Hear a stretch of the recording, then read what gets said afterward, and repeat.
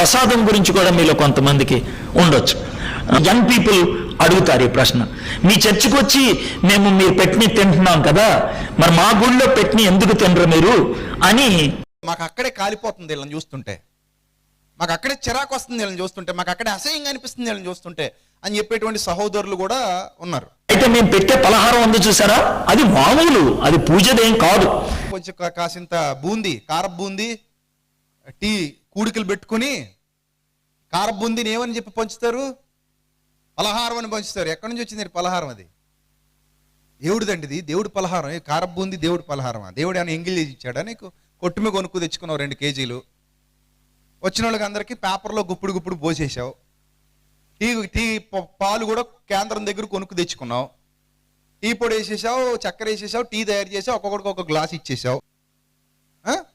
ఇంకా గొప్ప విచిత్రం ఏంటంటే కొంతమంది మరియమ్మ బొమ్మ ముందు, యేసుక్రీస్తు బొమ్మ ముందు కూడా పెడుతుంటారు. ఆ పెట్టి పలహారం పలహారం కళ్ళు కత్తుకుంది అంటే అందులోకి ఏమైనా పవిత్రత వచ్చేసిందా? కొట్టు మీద ఉన్నట్టే ఉందా? దేవుడి ముందు పెడితే దేవుడు తినేసాడా దాన్ని? ఆయన ఏమైనా ఎంగిల్ చేశాడా? టేస్ట్ చూసాడా? నువ్వు ఉప్పు చూసినట్టు కూర వండేటప్పుడు ఉప్పు చూస్తుంటారు కదా, కొంచెం గరిటతో తీసుకుని చేతి మీద వేసుకుని నాకి చూస్తుంటారు. అలా ఏమైనా ఆయన ఉప్పు చూశాడా? టేస్ట్ చూశాడా? ఏం లేదే. అది పలహారం. అది మేము పెడతాం, మీరు తింటారు. మీ గుడికి వచ్చినప్పుడు మీరు పెట్టిన మేము తినం. ఎందుకో చెప్తాను. 1 కొరింథీ పత్రిక 11వ అధ్యాయము 23వ వచనము నుంచి ఇలాగూ రాయబడి ఉంది, నేను మీకు అప్పగించిన దానిని ప్రభువు వలన పొంది తిని, ప్రభు అయిన యేసు తాను అప్పగింపబడిన రాత్రి ఒక రొట్టెను ఎత్తుకుని కృతజ్ఞతాస్తుతులు చెల్లించి దానిని విరిచి, ఇది మీ కొరకైన నా శరీరము, నన్ను జ్ఞాపకము చేసుకున్నటకై దీనిని చేయుడని చెప్పెను. ఆ ప్రకారమే భోజనమైన పిమ్మట ఆయన పాత్రను ఎత్తుకొని, ఈ పాత్ర నా రక్తము వలనైన క్రొత్త నిబంధన, మీరు దీని నుండి త్రాగునప్పుడెల్లా నన్ను జ్ఞాపకము చేసుకున్నటకై దీనిని చేయుడని చెప్పెను. మీరు ఈ రొట్టెను తిని ఈ పాత్రలోని త్రాగునప్పుడెల్లా ప్రభువు వచ్చు వరకు ఆయన మరణమును ప్రచురించుదురు. కాబట్టి ఎవడు అయోగ్యముగా ప్రభువు యొక్క రొట్టెను తినునో లేక ఆయన పాత్రలోని త్రాగునో వాడు ప్రభువు యొక్క శరీరమును గూర్చియు రక్తమును గూర్చియు అపరాధి అగును. కాబట్టి ప్రతి మనుష్యుడు తన్ను తాను పరీక్షించుకొనవలెను, అలాగూ చేసి ఆ రొట్టెను తిని ఆ పాత్రలోని త్రాగవలెను. ప్రభువు శరీరమని వివేచింపక తిని త్రాగువాడు తనకు శిక్షావిధి కలుగుటకే తిని త్రాగుచున్నాడు. ఇందువలననే మీలో అనేకులు బలహీనులను రోగులను ఉన్నారు, చాలా మంది నిద్రించుచున్నారు. ప్రతి విశ్వాసానికి, ప్రతి మతానికి కొన్ని ప్రాముఖ్యమైనవి, అతి పవిత్రమైనవి ఉంటాయి. మా చర్చిలో కూడా అతి పవిత్రమైనది ఒకటి ఉంది. ఆ అతి పవిత్రమైన దాన్ని ఇంగ్లీష్లో కమ్యూనియన్ అంటాం, తెలుగులో బల్ల అంటాం. అయితే ఆ బల్ల కార్యక్రమంలో మేము రొట్టె ద్రాక్షరసం ఇస్తాం. ఆ ఇచ్చే ఆయన చాలా స్పష్టంగా చెప్తాడు, ఇది ఎవడ పడితే ఆవిడ తీసుకోకూడదు, బాప్తీసం తీసుకొని మారుమనసు పొందిన వాళ్ళే తీసుకోవాలి, వాళ్ళు కూడా బాగా ప్రార్థన చేసుకొని తీసుకోవాలి, తేడాగా తీసుకుంటే నువ్వు పోతావని కూడా చెప్తారు. అంత స్పష్టంగా ఉంటుంది. కాబట్టి అది పొర్రపాటును కూడా మీకు ఇవ్వం.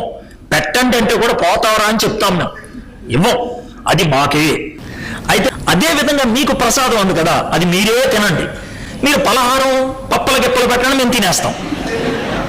అర్థంటే ఈ డిఫరెన్స్ తెలుసుకుంటే కనుక మీకు మాకు గొడవ ఉండదు.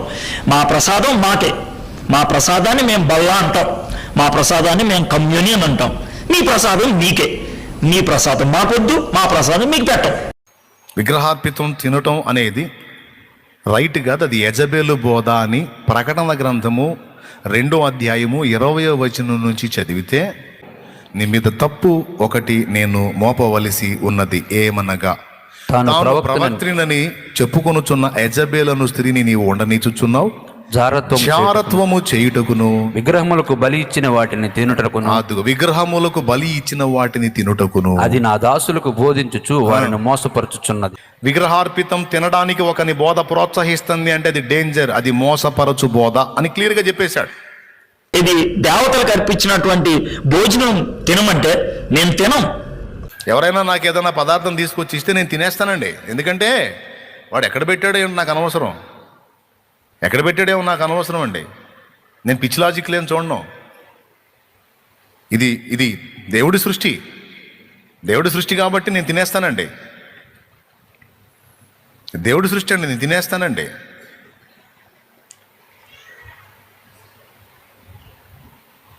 ప్రార్థన చేసుకుంటాను, తింటానండి.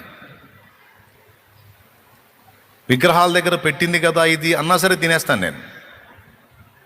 అందులో ఏమైనా ఉందా, ఇందులో ఏమైనా ఉందా, అందులో లేదు ఇందులో లేదు కాబట్టి నేను తినేస్తానని. అబ్బా ఏమి లాజిక్. మరి అట్లయితే 1 కొరింథీ పత్రిక 10వ అధ్యాయము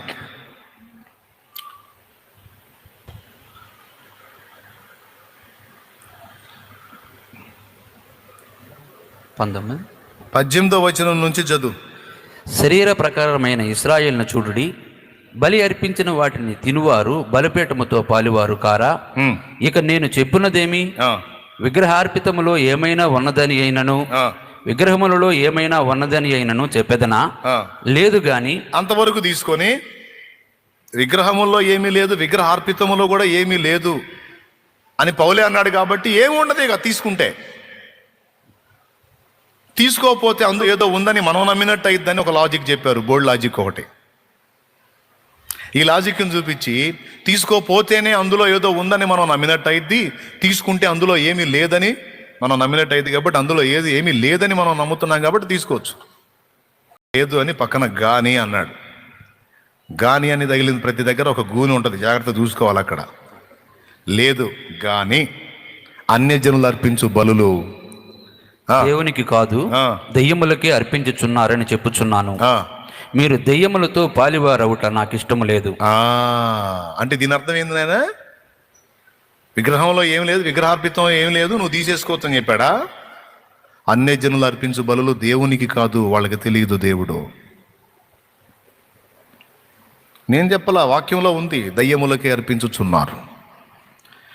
మీరు దయ్యములతో పాలివారవుట నాకు ఇష్టం లేదన్నాడు. అంటే అర్థం ఏంటి? మీరు తీసుకోవద్దు బాబు అని చెప్పాడు. అపోస్తల కార్యములు 15వ అధ్యాయము 19వ వచనం 28వ వచనం త్వరగా చూడు. కాబట్టి అన్యజనుల నుండి దేవుని వైపు తిరుగుతున్న వారిని మనం కష్టపెట్టక. అపోస్తల కార్యములు 15వ అధ్యాయం 19వ వచనం. విగ్రహ సంబంధమైన అపవిత్రతను, జారత్వమును, గొంతు పిసికి చంపిన దానిని, రక్తమును విసర్జించుటకు వారికి పత్రికలు వ్రాసి స్వీకరించుటక విసర్జించుటక విసర్జించమని. రైట్. విగ్రహార్పితాన్ని తీసుకోవచ్చని ప్రజలను మోసగిస్తుంది అన్నాడు. అంటే విగ్రహార్పితం తినొచ్చు అనే బోధ మోసపరచు బోధ. విగ్రహార్పితం స్వీకరించవద్దు, విసర్జించాలి అన్నాడు. ఇన్ని వచనాలు స్పష్టంగా విసర్జించు, స్వీకరించవద్దు, అది దేవుని పాత్ర కాదు, అది మోసపరచు బోధ అని ఇన్ని వచనాలు చెబితే ఏం కాదండి, తినొచ్చు, విగ్రహార్పితం తినొచ్చు, ఏం కాదు అని ఒకడు బోధిస్తుంటే వాంతో ఎలా ఏకీభవించాలండి?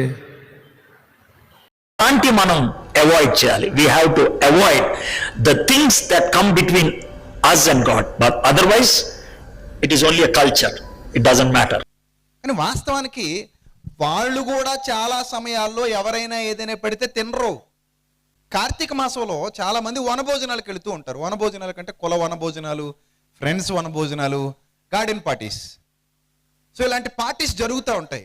ఈ కార్తీక మాసంలో ముఖ్యంగా చాలా మంది హైందవ సోదరులు కూడా మాంసాన్ని తినరు, అంటే నాన్ వెజ్ తినరు. ఓన్లీ ఏం తింటారు? వెజిటబుల్ ఐటమ్సే తింటారు. ఈ టైంలో మీరు తీసుకెళ్ళి నాన్ వెజ్ పెట్టారు అనుకోండి,